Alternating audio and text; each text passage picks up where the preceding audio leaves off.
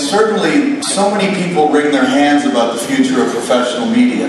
What have you kind of concluded, or what are some of your thoughts about where professional media is going in an age where this sort of presentation might be beneficial?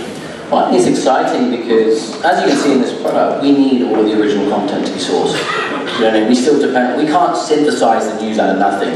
We need good journalism, we need the original articles, the original content, and what I would say as well is we're not trying to steal away that content, right? We use the wire service like Reuters and Associated Press. Yahoo's been doing that for 15 years. What's unique about this product is the synthesis of these atoms and the presentation layer. And I think all media companies, all publishers, need to rethink the model of how people want to consume on a phone.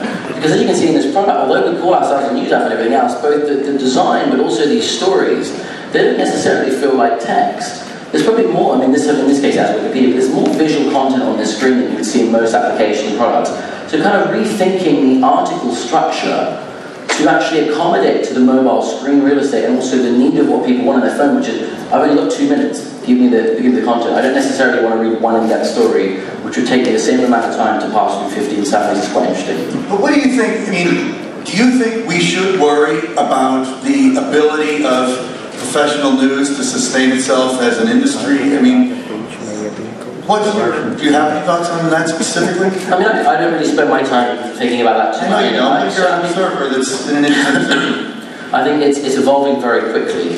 There's an acceleration, I think, especially when it comes to these mobile products.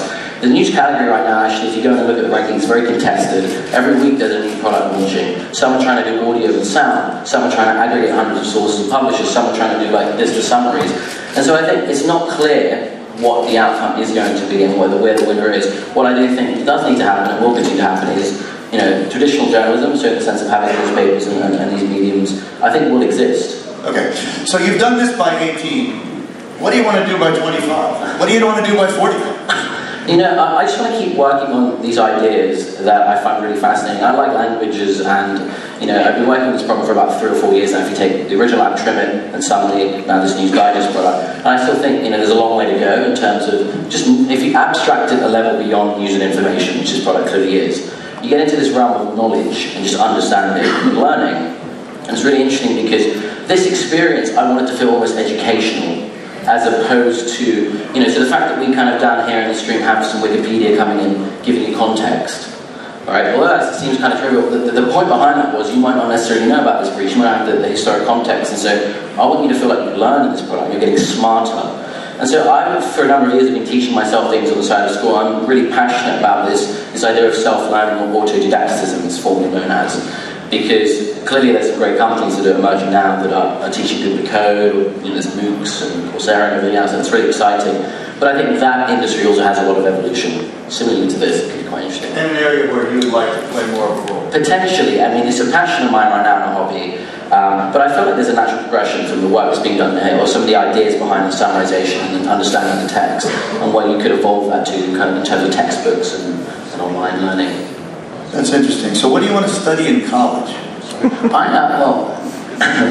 would love to do philosophy. That's something that, and I've said this before. I would love you to do philosophy.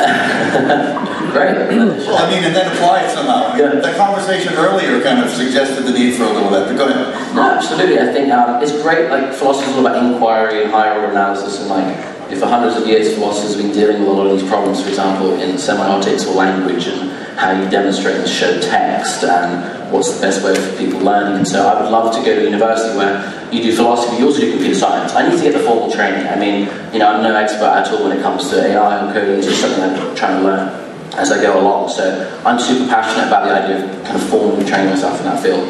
But then also, I think there's a risk some people get too narrow and specific. And I was saying to you earlier, you know, the people I idolize are these polymaths from the Renaissance era, like Leonardo da Vinci or whatever, who were good at so many different things.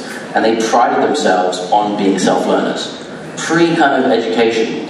You just kind of people with their own passion. And so that's like, I think, something that I'd love to do. Like, whether or not it's in the formal education system, just kind of keep learning and trying. So you want to broaden your own knowledge and interests. It's interesting, as we were talking yesterday, you were asking about college. Somebody was advising you to go possibly to a school where you could study computer science in a liberal arts context, right, which I would reinforce that, actually. So what about you all? What do you have to ask or comment? Well, especially ask this extraordinary young man. Who's got a question for him? You've struck them dumb. Okay, over here. Can we get a mic to her real fast? I think it's going to come to you quickly enough. And identify yourself, please. Hi, I'm Caroline Drucker. I think one of the things I find really intriguing about your viewpoint on the news is that in many senses I see there's a very optimistic view about the intelligence of people. And currently we're seeing a lot of news organizations going towards a very entertainment-driven source, so a lot of attention is being focused on Vice. And they've essentially said that young people don't really care about existing news. What's your opinion on that? And also, full disclosure, I used to work at Vice many, many years ago. I think Vice is really cool. I mean, I love their documentaries and their YouTube videos. I watch it, and I know Shane is because it was really cool. This is a different use case, I'd argue, this product. Like, Vice is great for certain kinds of content news, and I know they just launched Vice News and everything, so it's exciting to see what happens there. But this product, I think, I am trying to be a bit more traditional in the sense of this morning evening newspaper paradigm, which is simply newspapers. I think they can all be harmonious though. Like in my consumption behaviour, I don't just solely use this product in isolation. I still check Twitter, I still check some of the other news apps, I still check Facebook, and I think having that rounded view is great. The point of this product is this is so you check it to make sure you didn't miss anything.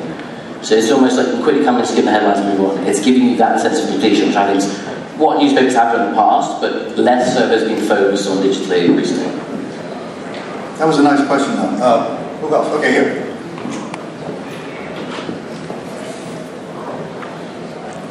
Hi, my name is Yael Swerdlow, and I'm actually a recovering journalist. And I just want to thank you from the bottom of my heart for doing what you're doing, because it gives me hope. Yeah, the optimism that was pointed out earlier is really a wonderful thing to observe in you, I have to say. Okay, let's hear another good comment like that. Oh, please. Hi, my name is Nancy. I was wondering, what do you think is the difference in purpose between what this app is trying to accomplish and Circa? Question. I think there are a lot of aggregators, as I was saying, in news products that do different things.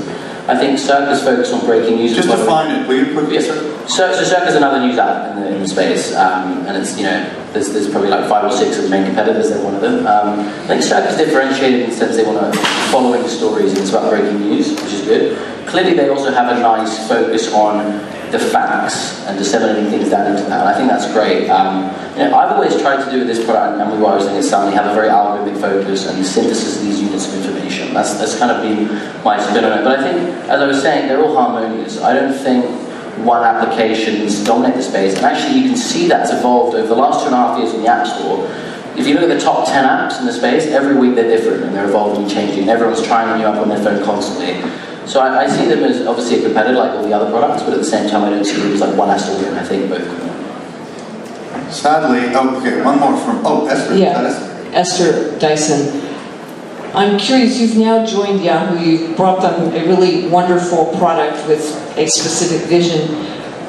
What advice are you giving to Marissa about what else she could do? Nah. I think, clearly I'm not giving her advice, but I'm enjoying working in the mobile team because if you look at the last few apps Yahoo has launched, clearly the weather app's probably the pinnacle, but there have been other products, the quality is just getting better and better. And it really is. It's just fascinating to kind of be in that team. I work on this product, I'm the product manager for this, but I interact daily with all the other teams, and there's some really nice synergy and collaboration. So I think the strategy of mobile first and just creating excellent products and experiences is great. And I also think the design ethos that Yahoo's developing is really interesting if you look at some of the recent products. And so I'm excited to see how that evolves in the future on mobile. Because that's what I've only been doing apps, that's the thing I like to do. So that's the thing I spend my time thinking about. Yeah, the Yahoo weather app's so good. I think it's inspiring a lot of other apps. They're copying it like crazy. Anyway, unfortunately, this guy, good as he is, has to come off stage. Please keep talking to him off stage. I know.